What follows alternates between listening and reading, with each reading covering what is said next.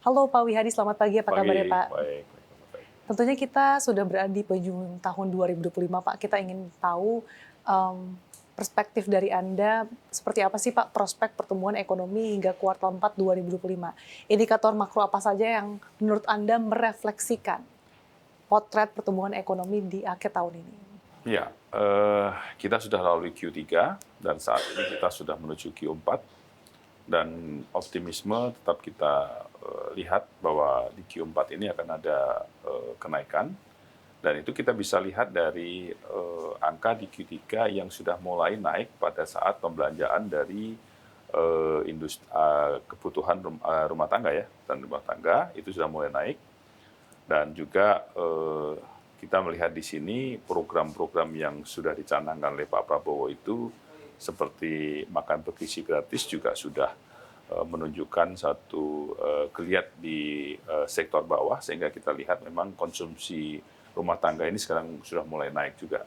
Dan ini kita lihat juga ada sedikit memang lonjakan inflasi yang kita lihat ini adalah karena adanya kebutuhan-kebutuhan yang kita lihat memang banyak kebutuhan daripada MPK yang sudah mulai melonjak.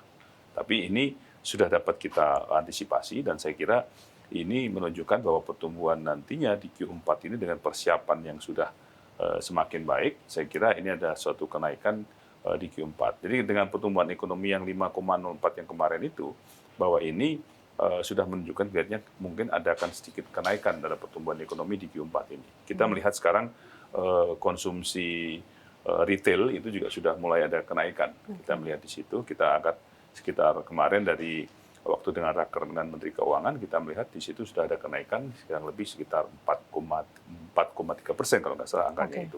Jadi ini adalah ada kenaikan yang cukup signifikan saya kira. Kalau konsumsi rumah tangga sudah mulai membaik ya Pak, tapi kan tadi masih di bawah 5%. Pandangan Anda seperti apa Pak?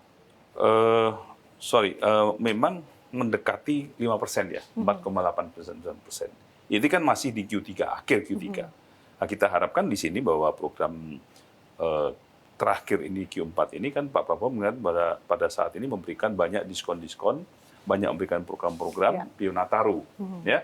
Jadi saya kira dalam Nataru ini momen di mana kalau kita lihat dari pada saat Q2 menuju Q3 itu ada juga pada saat liburan, kita melihat di situ Pak Prabowo mendorong untuk adanya satu diskon jalan tol, transportasi, dan segala macam. Ini menunjukkan nanti tren kenaikan juga, apalagi ini momen Nataru. Jadi persiapan-persiapan ini saya kira sudah kita lihat bahwa ini trennya akan ada kenaikan. Memang nggak banyak, 4,8, nggak sampai 5%, tapi 4,8% itu sudah cukup menunjukkan signifikan kenaikan. Oke, dengan adanya peningkatan pada konsumsi rumah tangga, kalau dari belanja pemerintah seperti apa Pak? Belanja pemerintah masih kita melihat di sini memang masih terkondisikan dan terkontrol dengan baik. Kita melihat bahwa program-program pemerintah tetap dijalankan, tetapi program pemerintah yang dijalankan itu adalah program yang pro rakyat. Kita melihat di sini Koperasi Merah Putih, kemudian juga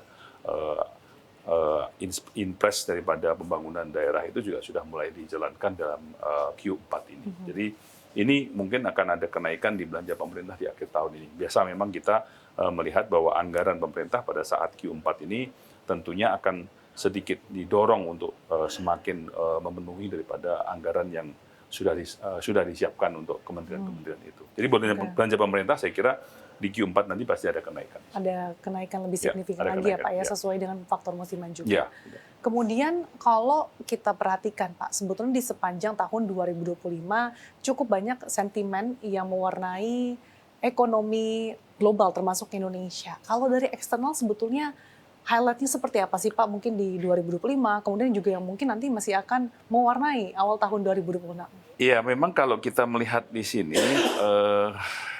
ada kenaikan yang kita lihat pada saat sekarang ini di pasar modal ini ada sedikit kenaikan tren. Dan tren kenaikan pasar modal ini juga memberikan suatu efek yang cukup signifikan dan cukup positif dalam perkembangan berikutnya. Dan ini kalau kita melihat bahwa tren dan sentimen yang dulu terjadi, ya kan, dengan perdagangan global, kemudian yang kita lihat sekarang juga sudah mulai melandai, saya kira ini dan juga perdagangan indeks harga saham kita sudah mulai membaik dan ini sudah cukup baik sekarang ini kan sampai ke angka 8.000 kan perdagangan itu. Jadi ini kan menunjukkan tren yang cukup baik dan kepercayaan kepada masyarakat kepada Indonesia itu cukup tinggi gitu kan. Jadi saya kira kita melihat ini optimisme yang memang yang lalu memang situasi globalnya juga tidak kondusif lah. Tapi sekarang ini sudah menuju ke arah yang baik dan kita juga sudah dengan kondisi ekonomi kita yang sudah mulai juga kita melihat hasilnya dari program-program yang dicanangkan oleh Pak Prabowo. Oke, kalau terkait dengan tarif Trump, kemudian tensi geopolitik, sejauh mana sih ini akan mempengaruhi mungkin prospek pertumbuhan ekonomi di akhir tahun 2025 dan kemudian ternyata masih akan meliputi juga di tahun 2026? Saat ini kalau kita melihat kondisi secara geopolitik, Trump dan The Fed sendiri pun sekarang ini kan sudah agak tidak seperti dulu, ya kan kita melihat dinamikanya kan tidak sepanas yang dulu gitu kan, tapi sekarang ini sudah menuju ke arah stabil dan Trump sendiri juga sudah beberapa kali bertemu dengan negara-negara yang dulunya diberikan tarif yang tinggi dan ini juga saya kira sudah sangat baik, ya kan. Jadi saya kira ke depannya 2026 kalau hal ini akan terjaga terus, saya kira dengan programnya Pak Prabowo MBG yang terus bertambah, ini belanja di bawah ini bukan main, ini nanti akan naik begitu kan. Kebutuhan daripada MBG itu tentunya dengan beras kita, terus kemudian dengan telur, daging, sayur, ya kan, dan kebutuhan ini dan juga tenaga kerja yang terserap juga akan lebih banyak lagi. Jadi ini 2026 agak sedikit optimis terhadap mengenai masalah perkembangan daripada makan bergizi ini nanti akan mendorong sirkulasi ekonomi di bawah benar-benar akan terlihat di situ nanti. Tapi Pak, tentunya dengan adanya tantangan dari sentimen eksternal, terutama yang terkait dengan geopolitik tadi, ini kan juga cukup banyak mempengaruhi pergerakan komoditas yang cukup volatile.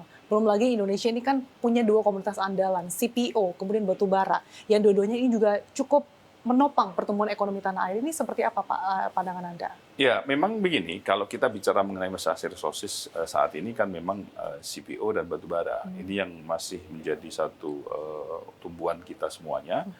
Dan kalau kita melihat CPO pada saat ini, Pak Prabowo sangat perhatian terhadap masalah CPO. Dan kemarin juga kita melihat bahwa terobosan dilakukan Pak Prabowo dengan Uni Eropa itu tentu akan mendorong untuk perdagangan CPO itu akan lebih meluas lagi kan. Tentunya ini kan akan menambah daripada perdagangan CPO kita untuk kedepannya. Nah, batu bara tetap bahwa batu bara ini akan stabil saya kira karena kalau kita melihat tren daripada industri ini akan sedikit per sedikit dengan kondisi yang nanti akan naik sehingga kebutuhan daripada batu bara ini tentunya juga akan lebih terkendali dan akan lebih stabil. Tapi kalau kita melihat memang CPO ini akan mempunyai tren kenaikan untuk penjualan nantinya. Dan kita melihat juga bahwa Pak Prabowo dalam hal ini kan concern terhadap perkebunan CPO. Kita melihat bahwa banyak juga yang kita lihat di sini bahwa CPO yang dulunya ilegal dan segala macam ini mulai ditertibkan sehingga ini menunjukkan tren bahwa nantinya ekspor CPO ini akan lebih bisa memberikan kontribusi yang cukup signifikan nantinya dalam perekonomian kita. Oke.